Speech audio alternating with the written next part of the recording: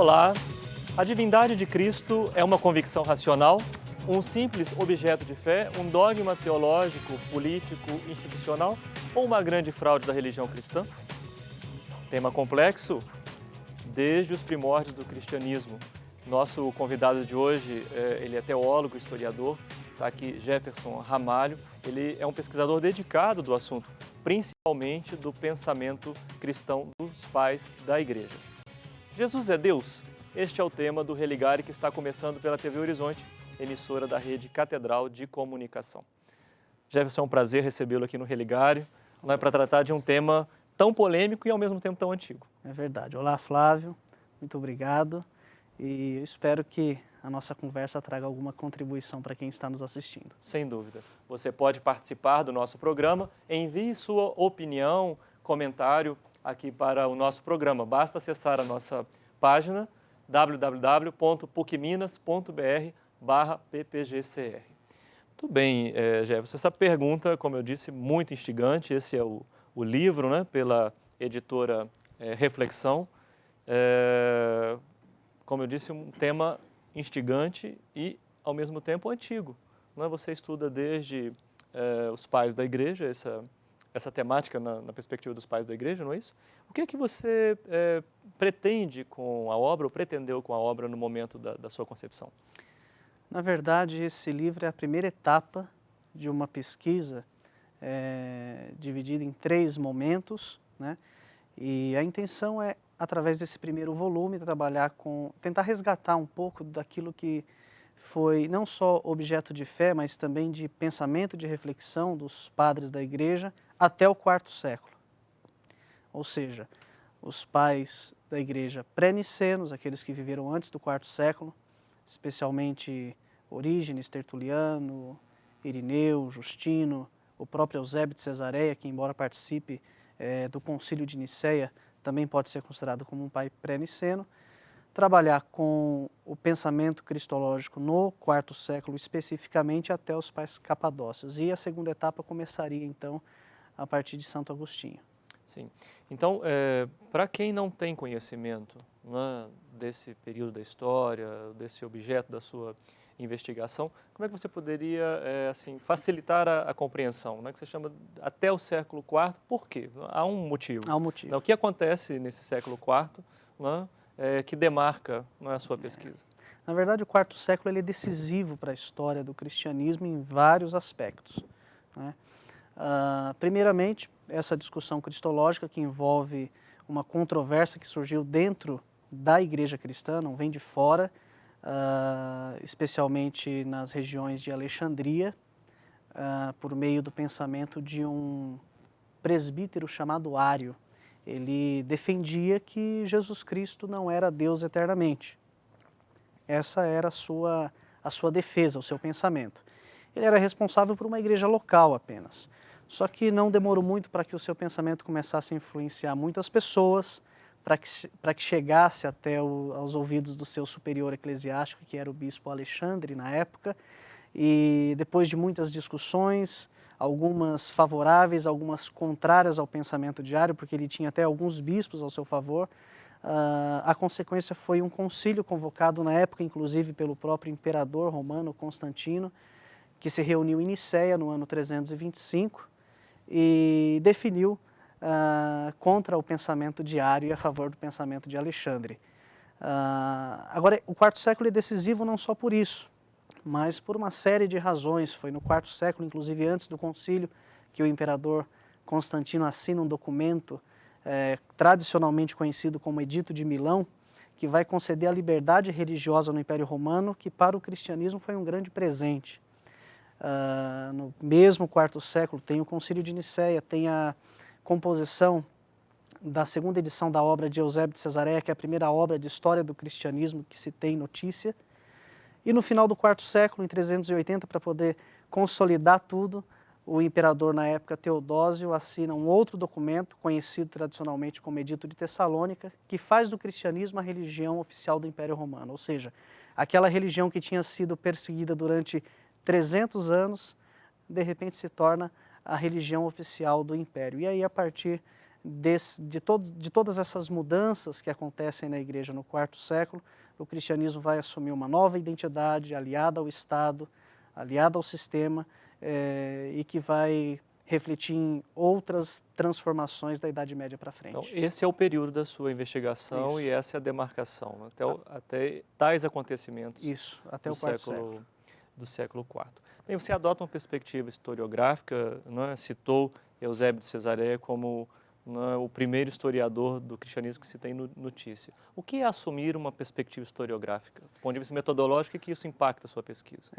Isso faz toda a diferença, porque Eusébio, ele é não só um historiador, por causa da composição dessa obra, mas ele é um bispo da igreja, ele está ligado à igreja diretamente, além da amizade que ele tinha muito próxima do imperador romano, Constantino, naquela ocasião.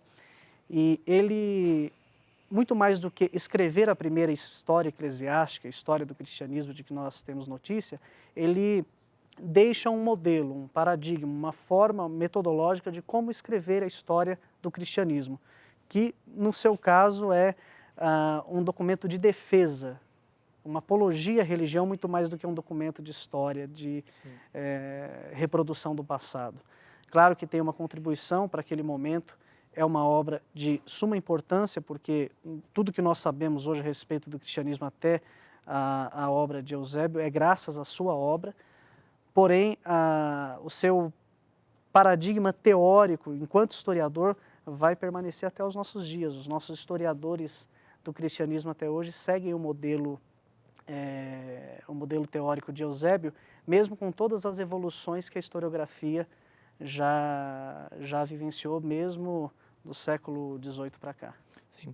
Nesta pesquisa, você já citou a questão do arianismo.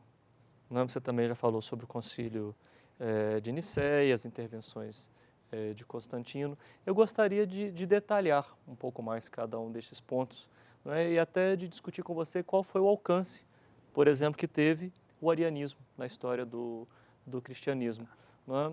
Essa pergunta me parece importante para a gente compreender o título do seu livro.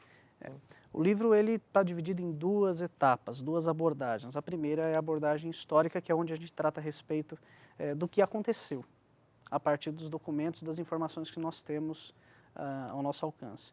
O arianismo recebe esse nome exatamente por causa de Ário, e ele, como nós falamos, foi depois de algumas discussões no Concílio de Nicéia, que é o primeiro concílio ecumênico da história do cristianismo, que vai condená-lo como heresia e vai, consequentemente, considerar Ário um herege, não vai fazer com que o arianismo acabe. Muito pelo contrário, a partir desse momento, o arianismo ganha até mais força, ele consegue se expandir de uma maneira significativa, porém atingindo muito mais as regiões que depois vão ser conhecidas pela história como regiões bárbaras, né? Aqueles que invadiram o Império Romano, ou seja, o cristianismo chega até os bárbaros por meio da pregação de cristãos arianos e não cristãos nicenos.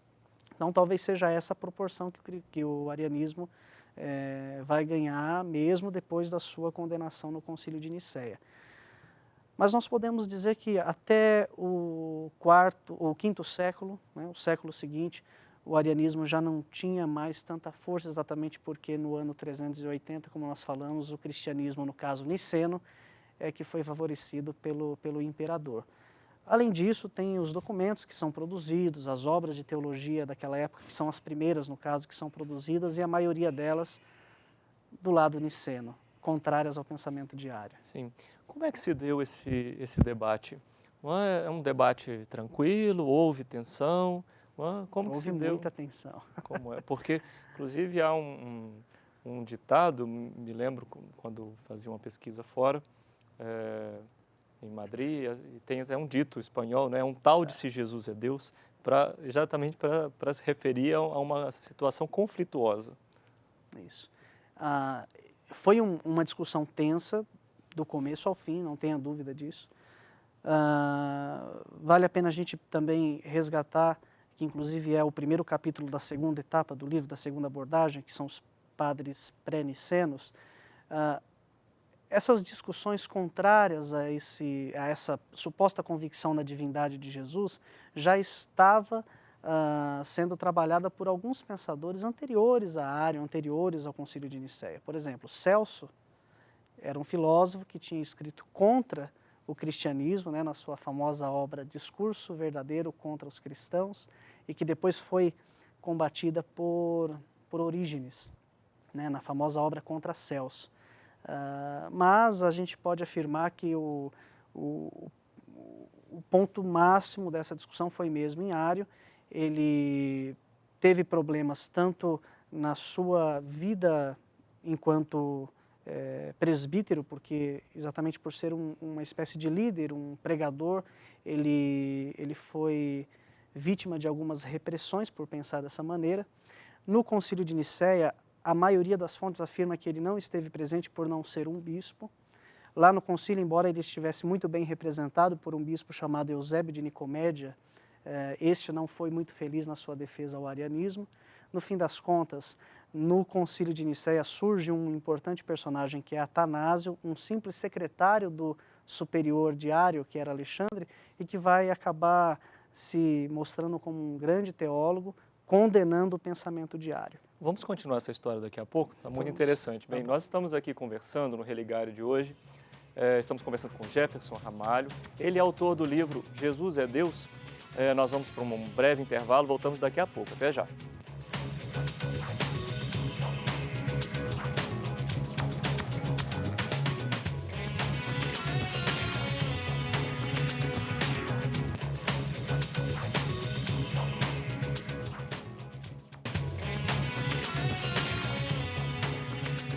O tema do livro Jesus é Deus, publicado pela editora Reflexão, está sendo apresentado pelo seu autor, Jefferson Ramalho. Esse é o tema da nossa entrevista de hoje aqui no Religário. Você pode também participar do nosso programa. Envie a sua opinião ou sugestão de temas. Basta acessar o nosso site www.pucminas.br/ppgcr.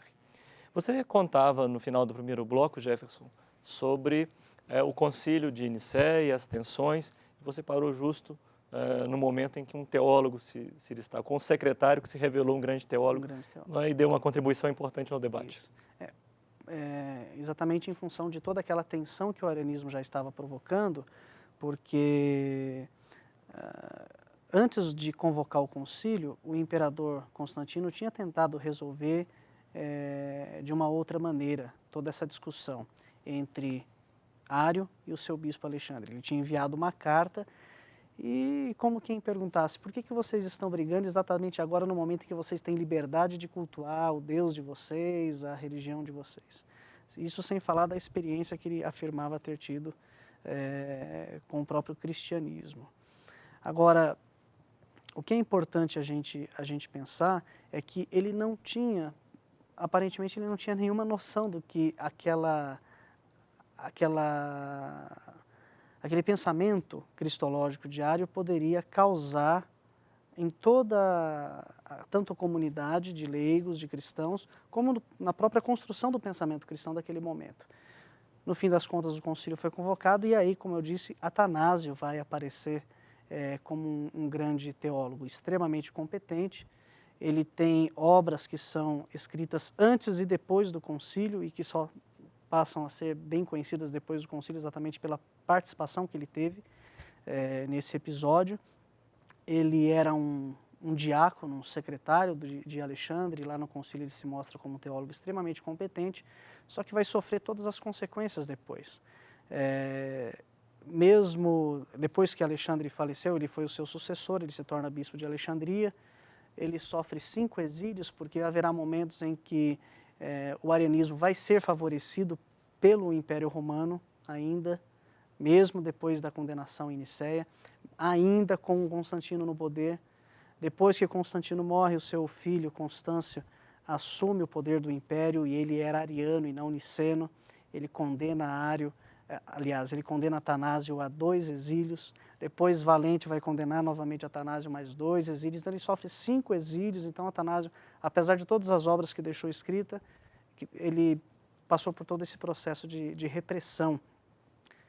Em certo sentido, isso foi favorável, porque ele teve contato, por exemplo, com os primeiros pais do deserto, né? Por exemplo, nós temos a obra de Atanásio chamada Vida de Santo Antão, que ele só escreve exatamente porque ele teve contato com os primeiros monges do deserto. Mas, sem dúvida, a maior contribuição dele foi a sua reação ao arianismo nas obras contra Ário, contra o arianismo, mas principalmente a obra A Encarnação do Verbo, que é Sim. a obra com a qual nós trabalhamos na segunda Sim. abordagem do livro. Aqui na segunda parte do livro, você parte para uma chamada que abordagem dogmática. Né? Nessa parte você faz uma compilação, né, dos padres da igreja. Quais são os elementos mais importantes que você destacaria nessa parte da obra? A primeira preocupação é exatamente em trabalhar com o pensamento desses padres da igreja, pré-nicenos e nicenos, até os padres capadócios, que já são os primeiros pós-nicenos, antes de Santo Agostinho, para a gente falar de toda essa cristologia que está sendo formulada, que vem desde Tertuliano, inclusive, mas o critério maior é exatamente trabalhar com o pensamento deles a partir das suas próprias obras. O que eles próprios disseram, e não aquilo que nós aprendemos sobre o pensamento deles. Essa foi uma preocupação que eu tive. Nós temos, inclusive, hoje já publicado em língua portuguesa boa parte das obras dos pais da igreja. Então, isso ajudou bastante. Mesmo aquilo que não está publicado, muito do que eles escreveram a respeito do pensamento cristológico, nós temos acesso, e aí foi a partir disso que nós fizemos essa compilação. Sim, é uma parte imensa, toda a segunda parte. São 4 capítulos, né? Na verdade, são 5 capítulos, porque tem um capítulo especialmente para comentar o Credo de Nicéia. Sim. Né, que nós selecionamos alguns trechos, especialmente aqueles que defendem a divindade de Cristo, reagindo ao arianismo. Então são 4 capítulos só sobre pensamentos de pais da igreja a partir das suas próprias obras, inclusive a obra de Atanásio que nós acabamos de mencionar. Vamos recapitular, não é? Arianismo e Concílio de Nicéia, porque às vezes algum telespectador pegou a nossa entrevista agora. Nós estamos falando sobre o tema do seu livro, Jesus é Deus, e até agora nós falamos do debate entre arianismo e a definição estabelecida no Concílio de Nicéia. Então, rapidamente, o que consiste mesmo essas duas fórmulas? Arianismo, pensamento de Ário, um presbítero da igreja em Alexandria no IV século, início do IV século, que defendia que Jesus Cristo não era eternamente Deus. Ele era a primeira criação de Deus e auxiliar de Deus na criação de todas as demais coisas. Uma espécie de Deus por consideração. Filho de Deus por ter sido criado por Deus e não por ser Deus eternamente. O Concílio de Nicéia vai ser a reunião convocada para reagir a esse pensamento e que vai condená-lo como uma heresia e definir que Jesus Cristo era Deus eternamente, como o próprio credo afirma.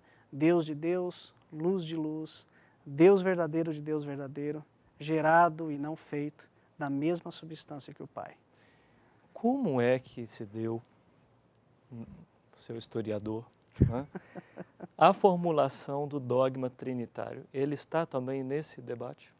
Ele faz parte desse debate? Em alguns momentos, sim, mas o foco mesmo da nossa pesquisa foi a divindade de Jesus, portanto, a segunda pessoa da Trindade, né? Mas a formulação desse dogma trinitário, se nós formos pensar na própria criação do termo, já vem em Tertuliano. Em sua obra Contra Praxeas, ele escreve pela primeira vez o termo trindade em latim.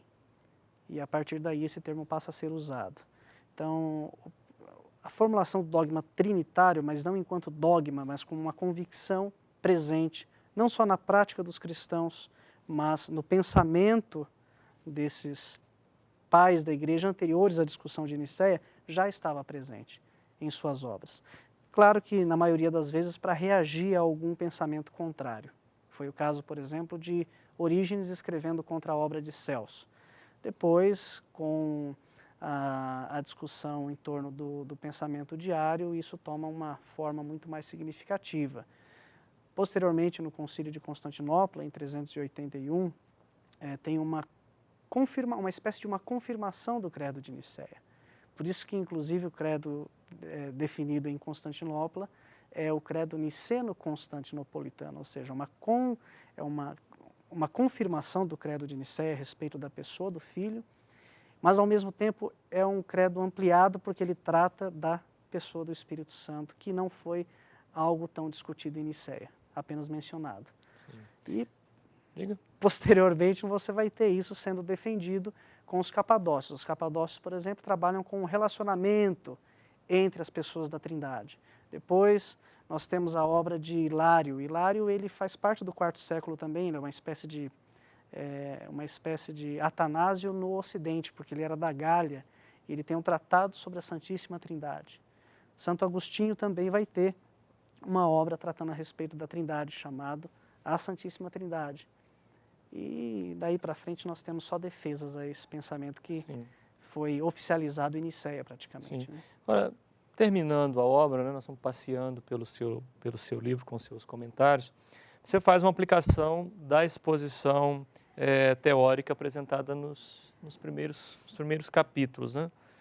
Você mudou a estrutura do livro? O que acontece no Dá uma final quebrada, né? O que acontece no final do seu livro? Grosso modo, a gente pode dizer que foi feita uma pesquisa histórica, dogmática, até o capítulo 9. No capítulo 10 você tem uma espécie de uma aplicação, de uma pregação, né? Se nós formos pensar assim. A intenção é nada mais, nada menos do que pensar qual é a relevância que tem nesta convicção que os cristãos afirmam ter na divindade de Jesus. Que diferença isso faz? Isso deve ficar apenas no meu pensamento, eu acreditar que Jesus Cristo ele é Deus e Ele me salvou, assim como dizia o próprio Atanásio, Ele se tornou homem, sendo Deus se tornou homem para que nós, sendo homens, nos tornássemos deuses. Ele nos deu aquilo que nós jamais poderíamos dar a nós mesmos, mas na prática, de que maneira que isso deve refletir? E aí foi quando nós concluímos pensando na possibilidade de aplicação e de praticar aquilo que este Jesus, que apesar de ser Deus, se é que ele era Deus, se tornou humano da maneira como foi, diferente de qualquer outro ser humano que já passou Sim. pela Terra em toda a história, e não necessariamente tentar imitá-lo, mas colocar em prática aquilo que ele nos ensinou, especialmente no que diz respeito à solidariedade, à fraternidade, à assistência, e não ficarmos presos apenas à realidade dogmática e pensar, por exemplo, na divindade de Jesus ou em qualquer outro dogma, apenas como dogma, apenas como pensamento. Essa foi a nossa intenção principal. Para não mostrar, talvez, que o pensamento cristão é apenas um pensamento institucional, como foi falado no começo, na introdução, Sim. algo que tem que ser defendido como verdade, mas algo que pode, de uma maneira muito mais relevante, ser praticado e ser refletido como participação na sociedade onde nós estamos inseridos. Ok.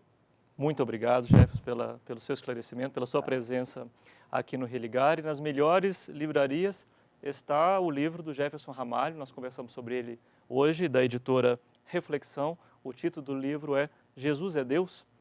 Bem, esse foi o tema do nosso Religar de hoje. Conversei com Jefferson Ramalho, teólogo, historiador, sobre o livro que acabei de comentar. Ele discute sobre a divindade de Cristo na história, publicado pela editora Reflexão. O livro pode ser solicitado nas melhores livrarias. Vamos terminando por aqui. Um abraço cordial, até o próximo Religar e não deixe de acessar a nossa página www.pucminas.br/ppgcr. Até lá!